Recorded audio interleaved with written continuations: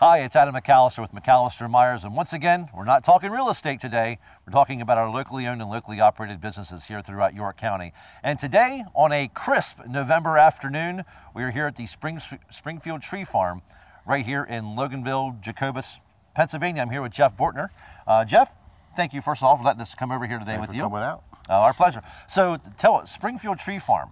I see a lot of Christmas trees. Is that what we're doing here? That's what we're doing here. We're all about Christmas trees. That's what we're all about down here. Okay, great. And obviously this is a time of the year, if you're watching this video in November, about time to get your Christmas tree. How did you guys start the tree farm up here? How did this all begin? Well, it all began, a friend of my father's had a tree farm down below Redline. I liked it. I hunted there. We cut our tree there and thought someday I'd like to do that. And I found a piece of property and bought it and planted it up with trees.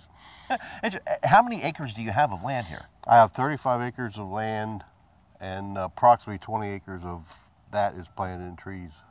Interesting. So when it was time to plant Christmas trees, because obviously it's a time of the year business. That's correct. When you plant a tree fresh, how long does it take to go from sapling to it's time to harvest? Approximately 8 years they were in the field. Now these trees were probably 4 or 5 years old and maybe 18 inches high when we put them in the ground. But once they were in the ground, approximately 8 years till we could cut the first tree. Well, okay, so my Kennedale math, it's 2015, 8 years, 2007? That's about right. Hey.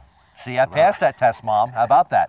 So, what happens throughout the rest of the year when you're not selling Christmas trees? What do you do with the land? Well, most people think that you just wait for the next year to cut trees down, but you don't. There's a lot of, you must fertilize them in the spring. You must spray them for bugs in the spring. You must do your new planting in the spring, and you must do a lot of weed control.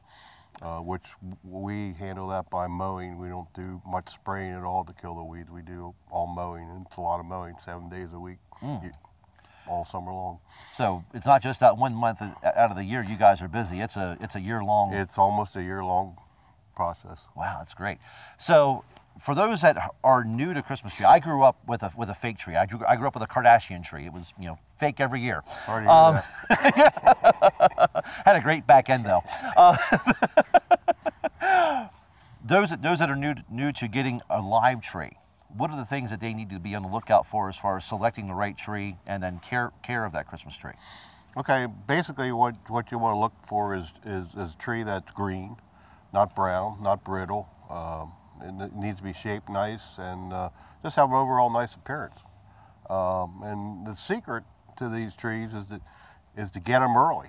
People say I'm not ready for 2 weeks for my tree. I always tell them, get it now, put it in a bucket of water, and then put it up in 2 weeks, because this same tree will be here in 2 weeks if somebody doesn't buy it. So the secret is get these trees in water and get them to start drinking water as fast as you can. So obviously, Christmas rolls around the same day every year, year after year. What is the optimal time that people should be out looking for their trees? The weekend right after Thanksgiving is the best time to get a tree. Okay. Everybody thinks that's too early, but it's not. Because any tree that I cut is cut a week before Thanksgiving, and every tree that I cut will make it through the holiday. Interesting. So now, why did you decide to keep this business in York County? How has this continued to flourish for you? Well, it grew. I mean, we started out 8 years ago. We bought trees in and sold them off the lot because our trees were in the field, but they weren't ready. So we knew we had to establish a customer base, so people knew we were back here. We're a little remote back here, and we just started. And the first year we sold 100 trees. The second year we sold 150 trees, and it just kept growing. So, and obviously this time of the year, there's a lot of places that come by trees. Why should they come here to Springfield to get their Christmas tree? Well, basically because it's a family type farm. It's a nice atmosphere down here. The trees are all fresh. We know the trees, and you can't go wrong with a tree that's cut right. And you can go out and cut your own, so you know how fresh that tree is. Cool. Hours, when can they come by, and how can they contact you to book their time to get their tree? Usually what we do in the month of November, the Saturdays before the season, we let people come in and pre-tag their trees, which is a good deal because you save a couple bucks doing that. And then Black Friday, the day after Thanksgiving, we open, and we're open Black Friday, Saturday, and Sunday 10 to dark, and during the week we're open 2 to dark. Because obviously when it gets dark down here, you can't go out in the field and cut trees. So But if somebody brings a deer spotting lake, can they come out? No, we'd prefer not. We got groundhog holes out there and deer out there. Yeah. All right. So if you're looking for a great tree from a great family farm, stop by Springfield Tree Farm. You can find them on the internet at springfieldtreefarm.net. You can also give them a call at 717-428-2244, and the friendly family dog is right here waiting for you when you come on by. So again, Jeff, thank you again so much.